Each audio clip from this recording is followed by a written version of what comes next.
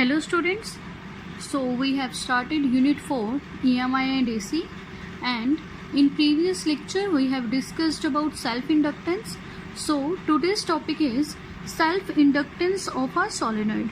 So आज हम expression derive करेंगे for self-inductance of a solenoid and हम देखेंगे solenoid के केस में जो self-inductance है वो किन किन factors पर depend करती है, ठीक है. So for that हम कंसीडर करेंगे एक सोलेनोइड जिसकी लेंथ क्या है L, area of cross section is A and हम मानेंगे कि स्मॉल n क्या है, number of turns per unit length, means unit length में सोलेनोइड की कितनी टर्न्स आ रही हैं वो क्या है, स्मॉल n.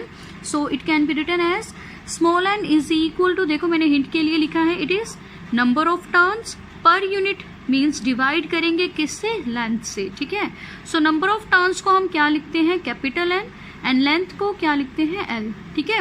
सो यहाँ से हम थर्ड यूनिट में कर चुके हैं कि नंबर ऑफ टर्न्स क्या आएगा, C, number of turns N is equal to N into L. Cross multiply से हम नंबर ऑफ टर्न्स निकाल सकते हैं, ठीक है. So let I be the current flowing through the solenoid. So see here, हमारे पास यहाँ सोलेनोइड है जिसे हम कनेक्ट कर रहे हैं सेल के साथ एंड की के साथ. तो जैसे हम की को स्विच ऑन करेंगे तो करंट I फ्लो करना स्टार्ट कर देगा सोलेनोइड में से. एंड थर्ड यूनिट में हम कर चुके हैं कि अगर करंट है तो मैग्नेटिक फील्ड है, सो इस सोलेनोइड के पास क्या होगी, magnetic field. And third unit में हम एक्सप्रेशन कर चुके हैं magnetic field due to a solenoid का.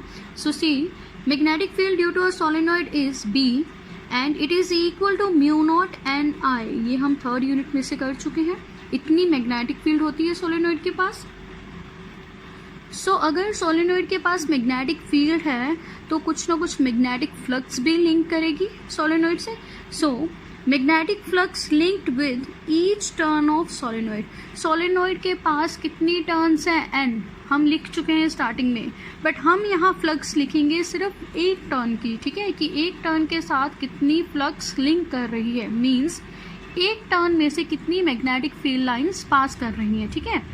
सो फ्लक्स का फॉर्मूला आपको पता है, phi is equal to B into A, means magnetic field into area.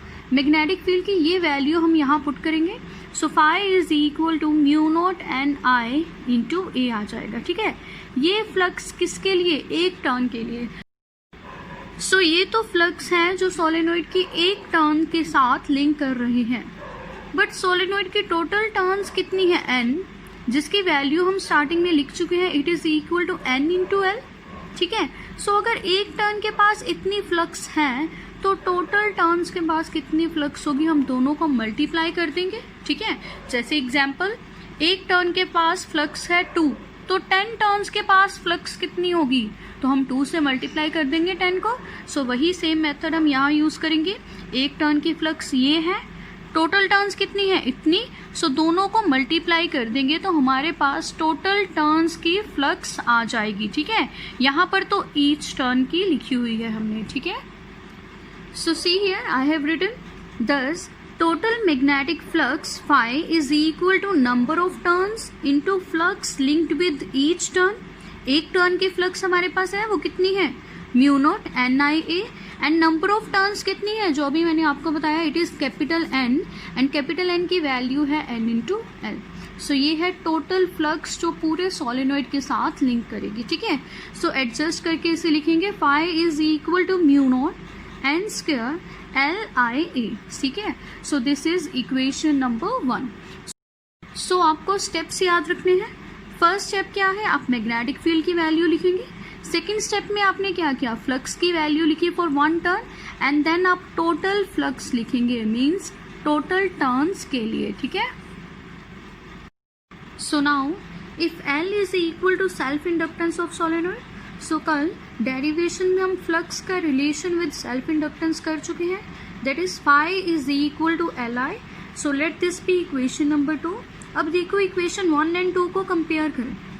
इनकी लेफ्ट हैंड साइड सेम है, यहाँ भी फ्लक्स है, यहाँ भी फ्लक्स है, तो लेफ्ट हैंड साइड सेम है तो हम राइट हैंड साइड को क्या कर सकते हैं, इक्वेट कर सकते हैं. ये तो है एक मेथड. सेकेंड मेथड क्या है, आप फाई की वैल्यू Li यहाँ इस इक्वेशन में पुट कर दें, ठीक है. तो हमारे पास क्या आएगा, L I is equal to mu naught N square L I A. तो करंट की वैल्यू देखो कैंसिल हो जाएगी। So we have L is equal to mu naught n square L A, which is the required expression for self-inductance of solenoid. So now special cases, if n is equal to n by L, ये हम starting में लिख चुके हैं, n क्या है, number of turns per unit length. Then इस equation में ये वैल्यू अगर हम पुट करेंगे तो L क्या आएगा, L is equal to mu naught, n का स्क्वायर है, सो इस वैल्यू का मैंने स्क्वायर लिखा है, इंटू एल ए लिख दिया। यहाँ पर देखो L एंड L कैंसिल हो जाएगा एक, ठीक है।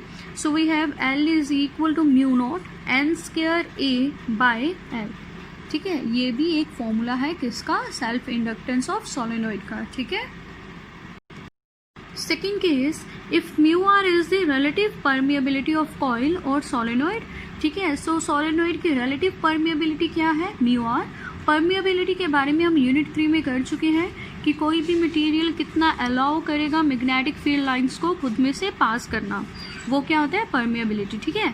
सो हमारा फॉर्मूला क्या आएगा सेल्फ इंडक्टेंस का, जो अभी हम कर चुके हैं सेल्फ इंडक्टेंस का फॉर्मूला स्पेशल केस में ही, उस फॉर्मूले के साथ हम क्या करेंगे, म्यू आर को मल्टीप्लाई कर देंगे, ठीक है।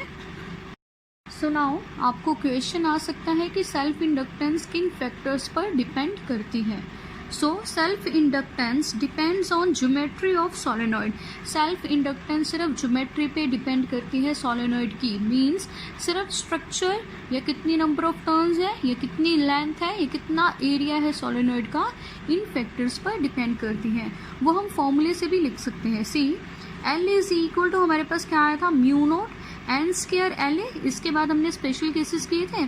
सो यहाँ पर देखो एन क्या है, number of turns per unit length, L is the length of solenoid and A is the area, means ये किस पर डिपेंड कर रही है, ज्योमेट्री ऑफ सोलेनोइड पर, ठीक है। मीन्स इससे कोई फर्क नहीं पड़ता आप कितना करंट पास करवा रहे हैं सोलेनोइड में से, ये किस पर डिपेंड करेगी, number of turns, length and area पर, ठीक है। So thank you.